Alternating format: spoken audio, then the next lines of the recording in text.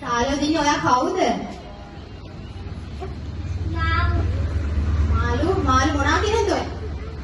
අපි මාළු විකුණනවා. මාළු විකුණනවා ආපුංචි මාළු වෙලින්ද තමයි අපිට ඇවිල්ලා ඉන්නේ.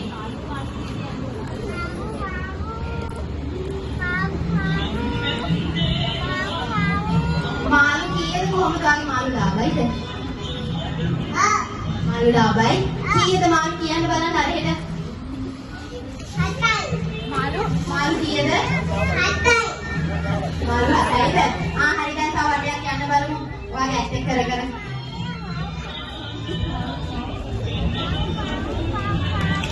අපි මුචි දරකට හොරක් පොල්සන්නේ නැදෙමු.